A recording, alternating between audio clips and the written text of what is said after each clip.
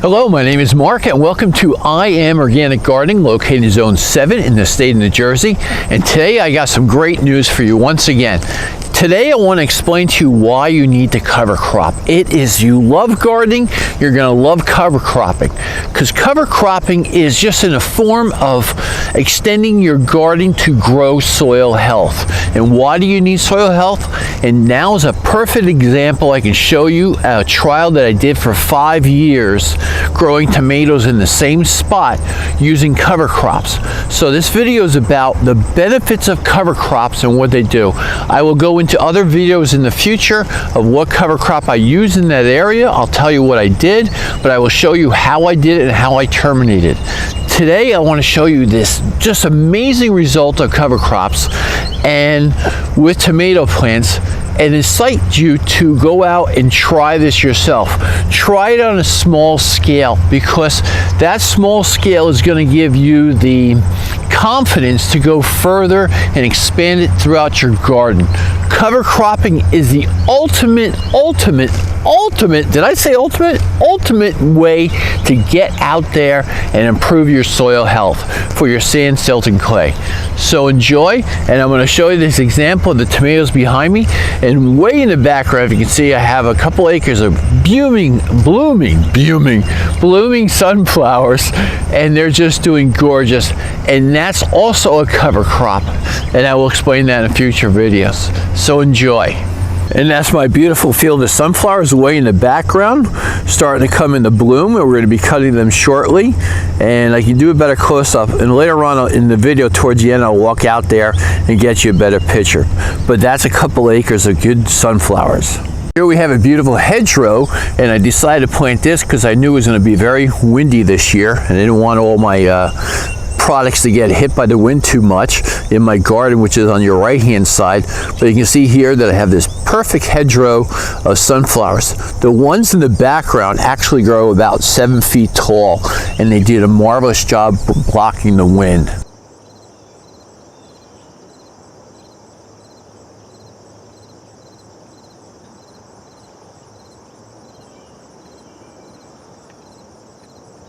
This is what I'm excited to share with you about the reason why you want to cover crop in the ground. Now, I took 10 tomato plants and I spaced them about 2 feet apart, and I planted them up this spring on this cattle panel trellis. Now, I've been planting tomato plants in this ground for 5 years straight now. Now, the tomato plants I bought, I did not grow them from seed. These are from a big box store. This is generic type. They're a beefsteak tomato. And what I'm trying to show you here is, see, I haven't even tied them to the panel or trellis. All the foliage that people say you have to get off the ground, I left on the ground. I wanted to see if there's any kind of disease resistance after 5 years, not adding any organic fertilizer to the soil, just using a cover crop and leaf mold on top. And I have these perfect, clean, healthy tomato plants. I did no soil testing. I did no pH testing. I added nothing to the soil. I did not add organic material to it. I just used a cover crop. And that's what I wanted to express to you after all this time. And I didn't prune the suckers off of it. I let these just grow naturally on the ground. A couple times I would just take it and, let's say, take the vine and go through the cattle panel trellis to bring them off the ground a little bit so I get more height out of them. But you can see they're perfectly healthy. And here's the example that they're just laying on the ground. And there's tomatoes in there laying on the ground also too. And we had a really rough spring. It was late planting these even. And also, which was difficult, was then we had about a month of rain. And every morning we get this. This is what my garden looks like early in this beautiful morning. It's always covered with fog and moisture. Let's go and do some harvesting.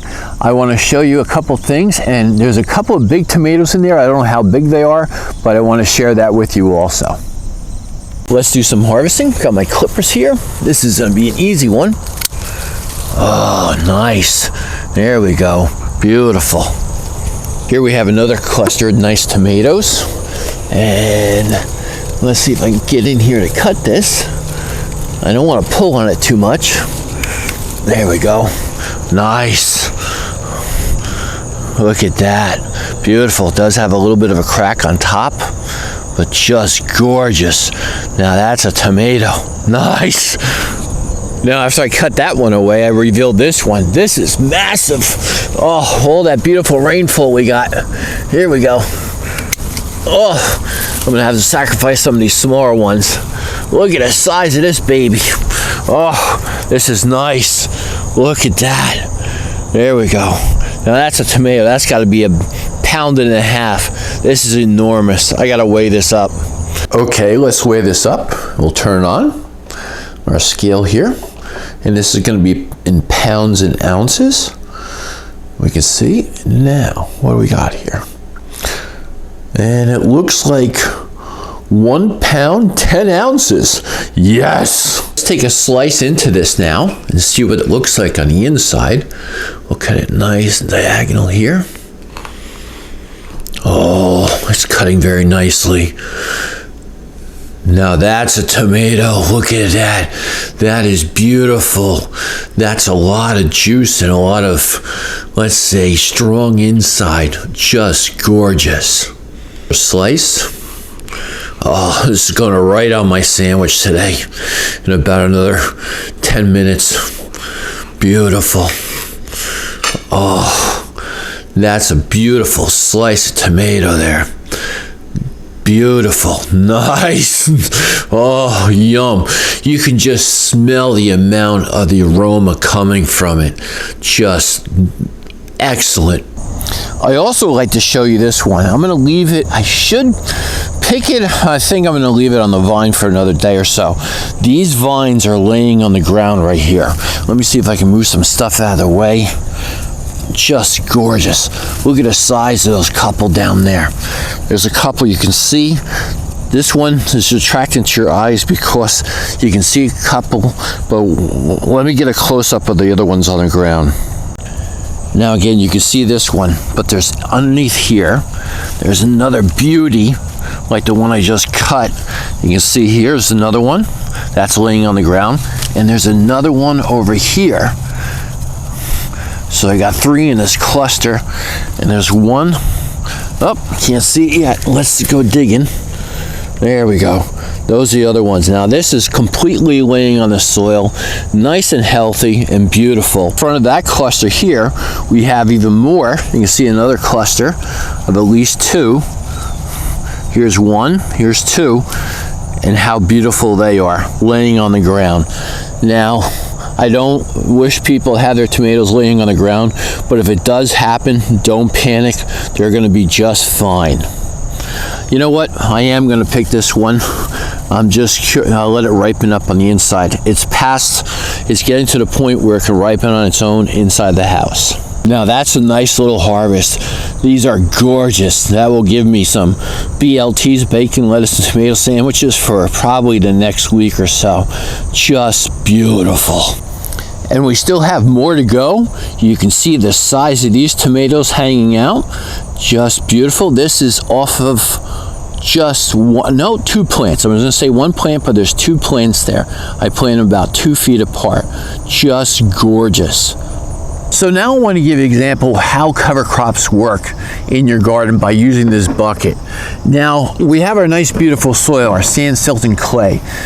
And what this bucket is going to represent is a kind of an example how your roots of those cover crops are going to go down, and they're going to open up your soil and then contribute to building soil health. Now what's nice about that, and that's what this bucket is for, is to give you a visual reference how important water and air is in your soil. So behind this bucket we have our tomatoes. Those tomatoes are feeding the soil. Now soil life needs food. Those tomato plants are taking the food from the atmosphere, our carbon, and making them into sugars, proteins and carbohydrates and exuding it through the roots of the ground. That's what the cover crop does. There's no substitution. I'm going to be going over more of this in other details in other videos, so I hope you stay tuned, and please subscribe and watch and like this video so you can learn more. But that's the gist of everything here. Just keep this in mind in your reference, right? So is that your soil is 25% air and 25% water. It's amazing, and those cover crops open up those passageways in your soil and keep them open so your plants can get healthy and disease resistance to a lot of things. As I promised you, I want to show you my 2 acres of sunflowers. Now they're a little bit past prime cutting time, but people want them fully open when they buy them from us. So let's take a closer look. Just beautiful. I planted these 60 days ago, like I mentioned before, and I use no fertilizer on these also. I don't do a soil test or pH test. It's also building and growing healthy soil, and that's the point of this video.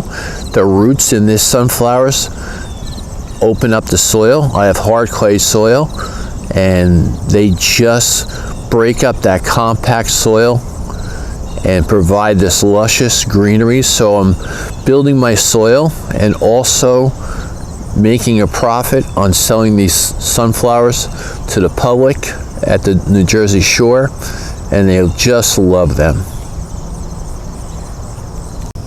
I want to thank you so much for watching this video today.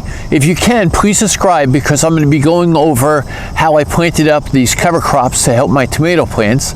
And also too, if you can, give it a good thumbs up, and I'll talk to you shortly again. Happy gardening and enjoy your great day. Bye.